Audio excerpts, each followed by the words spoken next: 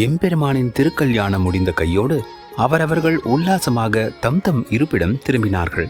ஆனால் தேவாதி தேவர்கள் மட்டும் அசுரர்களின் அச்சத்தினால் அஞ்சி நடுங்கி மேருமலையில் பதுங்கி வாழத் தொடங்கினார்கள். அமரேந்திரனுக்கு ஒவ்வொரு நாளும் ஒவ்வொரு யுகமாக கழிந்து கொண்டிருந்தது. திங்கள் பல தாண்டியும் இறைவனின் திருவருளால் தெய்வ திருமகன் அவதரிக்காதது அமரனுக்கு அளவுக்கு மீறிய பயத்தை கொடுத்தது. திக்கு பாலகர்கள், அஷ்டவசுக்கள், தவ முனிவர்கள் என்று தேவர்கள் ஒவ்வொருவரும் இதே சங்கடத்தில் மிதந்து கொண்டிருந்தனர். எந்த நேரம் எப்படி வருவானோ சூரன் என்ற பயம் அவர்கள் நிம்மதியை குலைத்து கொண்டிருந்தது. எல்லோரும் திரண்டெழுந்தனர். நான்முகன் திருமுன் சென்று தங்கள் துயரங்களை முன்வைத்தனர். பிரம்மதேவரே, இப்படி எத்தனை ஆண்டுகள் தான் இந்த சூரனுக்கு பயந்து கொண்டு வாழப்போகிறோம்? திருசடை பெருமானுக்கு திருமணமானால் திருக்குமரன் அவதரிப்பான், நம் துயரங்கள் அடியோடு அழிந்து போகும் என்றெண்ணினோம். அந்த எண்ணம் பெரும் ஏக்கமானது, துக்கமானது. ஈசன் நம் மீது இன்னும் கருணை கொள்ளவில்லை போலும். அதனால் நாம் ஈசனின் அந்த புறத்திற்கு எவரையாவது அனுப்பி நிலைமையை அறிந்து வர ஏற்பாடு செய்ய வேண்டும் என்று விண்ணப்பித்தான் தேவேந்திரன். தேவேந்திரனின் இந்த ஆலோசனை பிரம்மனுக்கு உசிதமாக தெரிந்தது. தூது அனுப்புவதுதான் சிறந்த வழி. ஆனால் தூதுக்கு யாரை அனுப்புவது என்பதுதான் பெரும் பிரச்சனையானது. எல்லோரும் சற்று நேரம் ஆழ்ந்து சிந்தித்தார்கள். அவரவர்கள் தங்களுக்கு தெரிந்த அபிப்பிராயங்களை சொல்லினர். அவை எதுவுமே ஏற்றுக்கொள்ளும் நிலையில் இல்லை. தேவேந்திரன் வாயுதேவனை அனுப்பலாம் என்று அபிப்பிராயப்பட்டான். எல்லோருக்கும் அது உச்சிதமாகப்பட்டது. மகாவிஷ்ணுவிடம் கலந்து ஆலோசித்து வாயுதேவனை தூது அனுப்பலாம் என்ற முடிவை ஒரு மனதாக ஏற்றுக்கொண்டனர். தேவேந்திரன் ஞான திருஷ்டியால் வாயு இருக்குமிடம் அறிந்து தங்கள் முன்னால் வந்து நிற்கும்படி செய்தான்.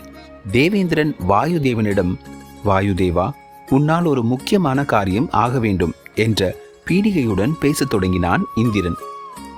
இந்த தருணத்தில் சங்கரனும் சங்கரியும் திருக்கையிலையில் மோகத்தில் இருக்கிறார்களா, இல்லை தவமோனத்தில் இருக்கிறார்களா? திருமண இன்பத்தில் குதூகலம் பொங்க உல்லாசபுரியில் சல்லாபித்து வாழ்கிறார்களா, இல்லை ஞான மார்க்கத்தில் மூழ்கி யோகியரை போல் மோனத்தவத்தில் வாழ்ந்து வருகிறார்களா என்பதனை அறிந்து வர வேண்டும். தேவேந்திரனின் அன்பு வேண்டுகோள் வாயுதேவனுக்கு பெரும் அதிர்ச்சியை கொடுத்தது. அமரேந்திரா, மன்மதன் சாம்பலானதை அதற்குள் மறந்து விட்டீர்களே. என்னை விட்டு விடுங்கள். நான் அசைவில்லை என்றால் அகிலமே ஆடி போகும். எனது சஞ்சாரத்தால் தானே அகில லோகங்களும் சஞ்சரிக்கிறது. அதனால் உங்கள் முடிவை மாற்றுங்கள். வேறு எவரையாவது அனுப்பி ஈசனை பரீட்சித்து பாருங்கள். வாயுதேவனின் மொழி கேட்ட பிரம்மதேவர் சற்று கடுமையாக, நீ அர்த்தமில்லாமல் பேசுகிறாய். மன்மதன் ஈசனின் யோக நிலையை மாற்ற முற்பட்டவன்.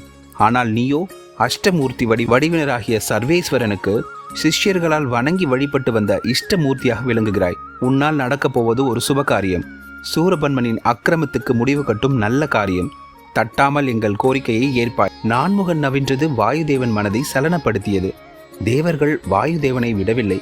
சிவனிடம் தூது போவதால் ஏற்படும் நன்மைகளை சொல்லி வாயுதேவனின் மனதை மாற்றினர். ஒருவாறு வாயுதேவனின் மனதில் உறுதி ஏற்பட்டது.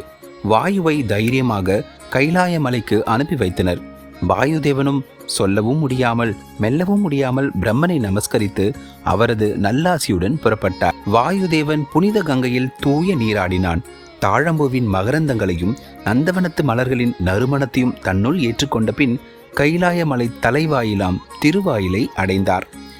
தலைவாயிலில் காவல் புரிந்து கொண்டிருந்த நந்திதேவரை பயபக்தியுடன் நமஸ்கரித்து அந்த புறத்துள் நுழைய முயன்றார்.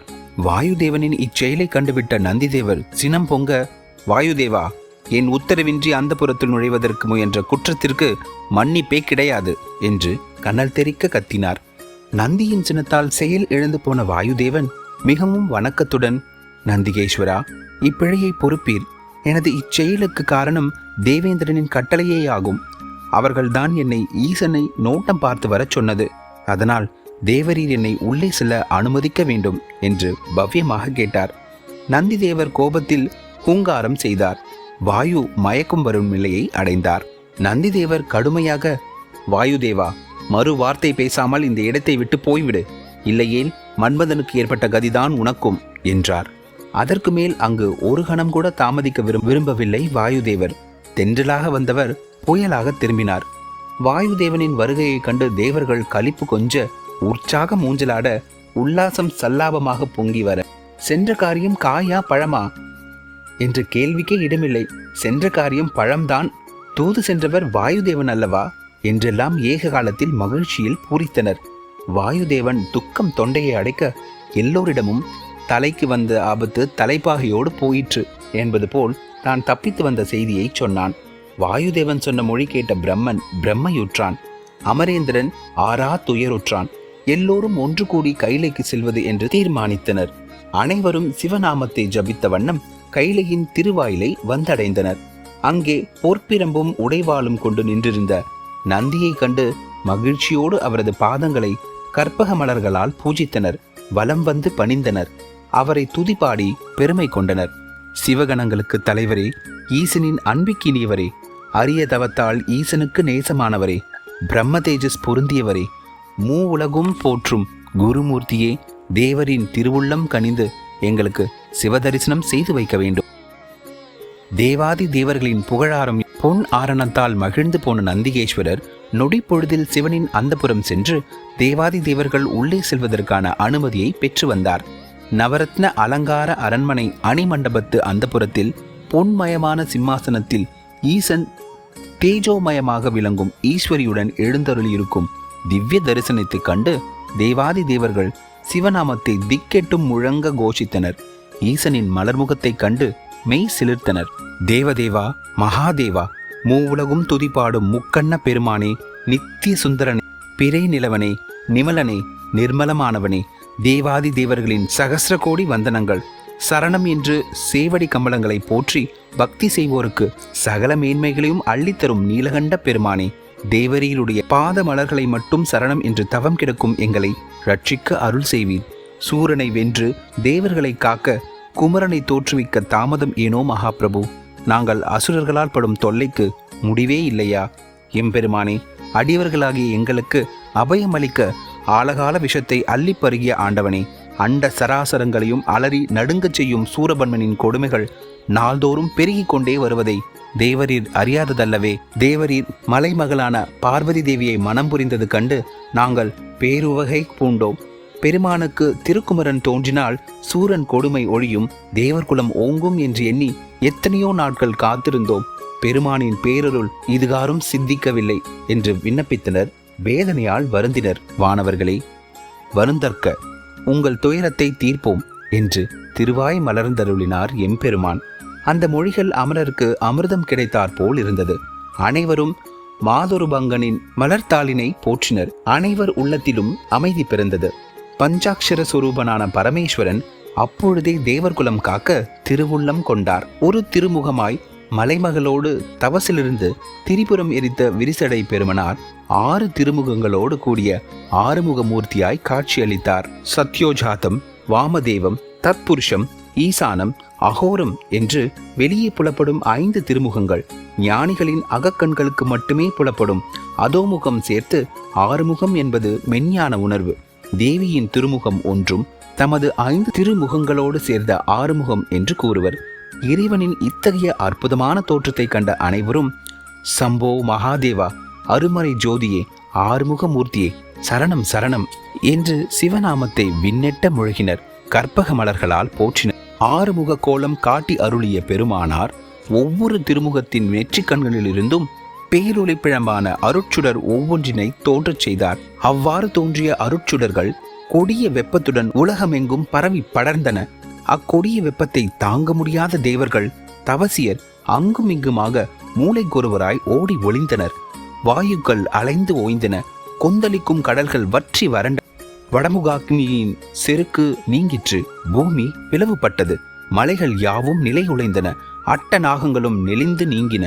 8 திக்கு கஜங்களும் அச்சத்தால் அலறி ஓடின. உயிர்கள் எல்லாம் நடுங்கின. விண்ணும் மண்ணும் அதிர்ந்தன. பெருமானின் அருகே அமர்ந்திருந்த பிராட்டியார் அருட்பொறிகளின் வெம்மையை தாங்க முடியாது அஞ்சி அந்த புறத்திற்கு ஓடினார். அசுரர்களை ஒடுக்கி அமரர்களுக்கு அபயமளிக்க பெரும் கருணையுடன் பிறந்த இந்த நெருப்பு பொறிகள், அப்பொறிகள் எவ்வுயிருக்கும் எவ்வித தீமையும் விளைவிக்கவில்லை. அனைவருக்கும் அச்சத்தை தான் கொடுத்து. அதே சமயத்தில் அச்சத்தால் நிலை குலைந்து நின்ற அமரர்கள் நெஞ்சுமகிழ செஞ்சடை வண்ணரின் திருநாமத்தை துதித்த வண்ணம் மீண்டும் அவரது திருப்பாதங்களையே தஞ்சம் என்று வந்தடைந்தனர். ஐயனே, இதென்ன சோதனை? அபயம் தேடி வந்த எங்களுக்கு அபாயத்தை அளிக்க வல்ல கொடிய வெப்பத்தை அளித்தால் எப்படி? வெப்பத்தின் உக்கிரத்தை தணிக்க செய்யாவிட்டால் நாங்கள் அனைவரும் வெந்து மடிவது திண்ணம். தேவரீர் திருவுள்ளம் கனிந்து உய்வதற்கு வழி செய்து அருள வேண்டும் என்று அஞ்சினர். அமரர்களே, அஞ்சற்க என்று ஆறுதல் பகர்ந்த ஆறுமுகமூர்த்தி முன்போல் ஒரு திருமுகத்தோடு கூடிய சாந்த சுரூப மூர்த்தியாய் தோன்றினார். அங்கிங்கெனாதபடி எங்கும் பரவி படர்ந்த அக்னி பொறிகளை அக்கணமே தம்மிடம் வந்து தங்குமாறு திருவுள்ளம் கொண்டார் திருக்கைலாய பெருமானார். மறுகணம் 6 அக்னி பொறிகளும் இறைவன் திருமுன் வந்தன. எம்பெருமான் பொறிகளின் மீது மலர்கண் விரித்தார். பொறிகளின் வெப்பம் தணிந்தது. இறைவன் வாயு தேவனையும் அக்னி தேவனையும் அழைத்தார். இருவரும் சென்னி மீது கரமுயர்த்தி ஐயனின் ஆணைக்காக பயபக்தியுடன் அவரது திருமுன் வந்து நின்றனர். நீங்கள் இருவரும் இப்பொறிகளை சுமந்து சென்று கங்கையாற்றில் சேர்த்து விடுங்கள் என்று திருவாய் மலர்ந்தார் திருச்சடை பெருமாள். இறைவனின் ஆணை கேட்டு தேவர்கள் இருவரும் மீண்டும் அஞ்சு நடுங்கினர். ஐயனே, இன்னுமா சோதனை? இந்த தீப்பொறிகளின் வெம்மையை எங்களால் தாங்க முடியவில்லை. அங்கனம் இருக்க நாங்கள் எங்கனம் இதனை சுமந்து செல்ல இயலும் என்று வினவினர். வாயு தேவனுக்கும் அக்னி தேவனுக்கும் ஒரு கனப்பொழுதில் இத்தீச்சுடர்களை சுமந்து செல்வதற்கு தக்க வலிமையை தந்தொழினார் ஈசன். அரசனார் அருளால் அனலை தாங்கும் ஆற்றலை பெற்ற இரு தேவர்களும் பக்தி சிரத்தையுடன் அப்பொறிகளை சென்னி மீது சுமந்து செல்ல முன் வந்தனர். வாயுதேவன் ஐயனின் திருவடிகளை வணங்கி 6 பொறிகளையும் எடுத்துக்கொண்டு புறப்பட்டார். அக்னி தேவனும் பரமனை வணங்கி வாயுதேவனை பின்தொடர்ந்து சென்றார். அமரர்கள் ஆனந்தித்தனர். எம்பெருமான் அமரர்களை திருநோக்கம் செய்தார். அமரர்களே, இனி எதற்கும் நீங்கள் வருந்த வேண்டாம். வாயுதேவனும் அக்னி தேவனும் இந்த 6 பொறிகளையும் கங்கை ஆற்றில் விடுத்ததும் கங்கை இவற்றை சரவண பொய்கையில் கொண்டு போய் சேர்க்கும். சரவண பொய்கையில் ஆறுமுகன் தோன்றி அருள் செய்வான் என்று திருவாய் மலர்ந்து அமரர்களுக்கு விடை கொடுத்து அருளினார். நான்முகனும் திருமாலும் தேவர்களும் தவசியர்களும் சிவகணத்தவர்களும் அஷ்டதிக்கு பாலகர்களும் ஈசனின் மகிமையை போற்றி பணிந்தனர். அனைவரும் பெரு மகிழ்ச்சி பொங்க வாயுதேவனை பின்தொடர்ந்து சரவண பொய்கைக்கு புறப்பட்டனர். வாயுதேவன் அக்னி பொறிகளை சுமந்து சென்ற சிறிது நேரத்திற்கெல்லாம் அப்பொறிகளை அக்னி தேவனிடம் கொடுத்தான். அக்னி தேவன் அப்பொறிகளை சுமந்து சென்றார். இப்படியாக இரு தேவர்களும் ஒருவரை அடுத்து ஒருவர் அச்சிவ பொறிகளை சுமந்து வந்து கங்கை ஆற்றில் சேர்த்தனர். அக்னி பொறிகளின் வெப்பத்தை கங்கை நதியால் கூட தாங்க முடியவில்லை. கங்காதரன் கடாட்சத்தால் கங்கைக்கு அனலும் புனலானது.